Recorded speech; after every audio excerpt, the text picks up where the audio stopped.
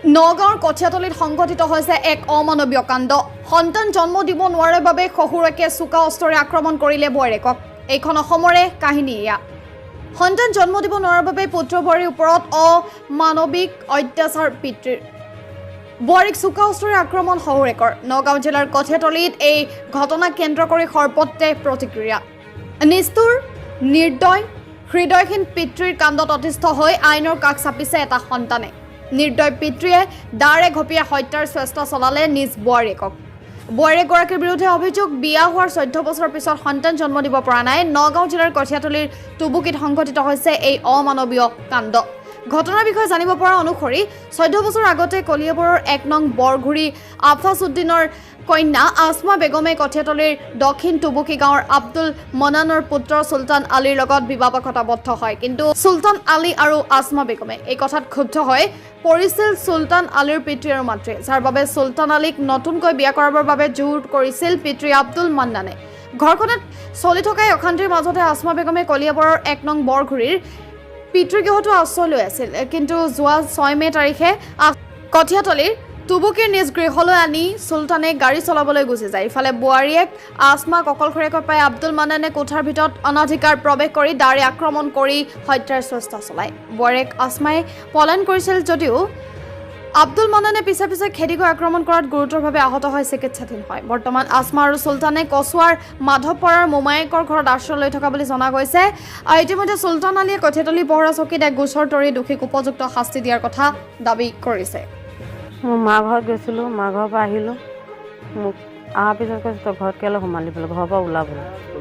মোৰ চুচুবুৰাই ওলাবলৈ কৈছে। মই কৈছোঁ ৰ'ব আপোনাৰ পিতেকক ফোন কৰোঁ, আপোনাৰ পিতেৰহে মোক আনিছে। তেওঁ কৈছে তই ওলাবলৈ। এনেকৈ কওঁতে মই মোৰ মানুহজনৰ ওচৰত ফোন মাৰিছোঁ। তেওঁ তাৰ মাজতে মোৰ মূৰত ঘপিয়াই দিলে। ঘপিয়াই দিয়াৰ পিছত মই মাটিত পৰি গ'লোঁ, দাৱে ঘপিয়ালে। মাটিত পৰি যোৱাৰ পিছত মই তাৰ ওচৰত মাপ খুজিছোঁ মোক নেমাৰিব বুলি। মই গুচি গৈছোঁ ঘৰৰ পৰা ওলাই। তেতিয়ালৈ তেওঁ মানা নাই, তেওঁ পিঠি চিঠি মাৰি আছে মোক। মাৰাৰ পিছত মই দৰ্জা মুখত দুবাৰকৈ উঠিছোঁ পৰিছোঁ। আকৌ দৰ্জা মুখত গৈ মাৰিছে। সেই লোকক হেৰিত গৈ পৰিছোঁ আগফালে, তাত গৈ মাৰিছে। দৌৰাই দৌৰাই খেদি খেদি মাৰিছে।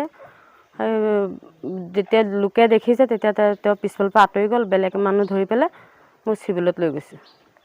মোৰ বাপেকৰ ঘৰত বৰগলি, কলিয়াবৰ বৰগলি। তাৰপিছত মোক আৰু একো কমেই নাপালোঁ। থানাত লগালগ নিয়াৰ পিছত সিহঁতি কৈছে এতিয়া মানুহজনক আগত বচাই লোৱা, তাৰপিছত বোলে আমি কেছটো লিখিম বোলে। চিভিলত নিলে, চিভিলত চাৰিআলি তাত নল'লে, নগাঁও পঠিয়ালে। নগাঁও ট্ৰিটমেণ্ট কৰোৱাৰ পিছত তাৰ পিছদিনাখন আহি পেলাই থানাত কেছটো দিলে। সিহঁতি এতিয়ালৈকে হেৰিটোক ধৰা নাই, আসামীটোক। মোৰ ন্যায় লাগে, মোক এনেকুৱা অত্যাচাৰ কৰিছে, ঘপিয়াইছে দাৱে, মোৰ ন্যায় লাগে। সেইটো কাৰণে আপোনাৰ ওচৰত আবেদন জনাইছোঁ। মন্নান আলী, আব্দুল মান্নান, গাঁও কঠীয়াতলী, দক্ষিণ টুপুকি। এসপ্তাহমান আগত আজি বাপেকৰ ঘৰত গৈছিলে। যোৱাৰ পিছত মই মানে খোৱা বোৱা অলপ দিগদাৰ হোৱাৰ পিছত আকৌ মোৰ দেউতাই মানে কৈ আছে যে তোৰ মাইকী মানুহ আনিব নালাগে, তোৰ ল'ৰা ছোৱালী নহয়, আনিব নালাগে, বেলেগ এটা বিয়া পতাম।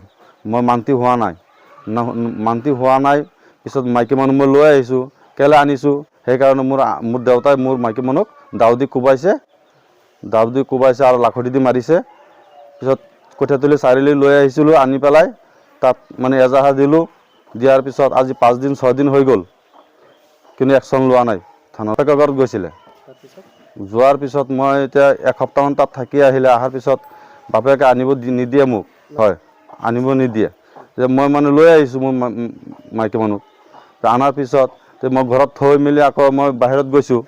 অহাৰ পিছত চাইছোঁ যে মোক মাইকী মানুহ দাউ দি কোবাইছে আৰু লাখুটি দি মাৰিছে। কেলৈ আনিছোঁ মই ইয়াত? ল'ৰা ছোৱালী নহয়, এইটো মাইকী মানুহ নালাগে তোৰ, সেইটো মাইকী মানুহ খেদি দে, তেনেকুৱা। বিয়া পতা 10-12 বছৰমান হৈ যাব। লাভ মেৰিজ তেতিয়া মানি লৈছিলে। তেতিয়া মানি লৈ পেলাই এতিয়া আজি 10 বছৰমান গুচি গ'ল, ল'ৰা ছোৱালী হোৱা নাই। এতিয়া বাপেকে কৈছে কয় এতিয়া মাইকী মানুহ খেদি দে, বেলেগ এটা বিয়া পতাই দিম। মই মানে মান্তি হোৱা নাই।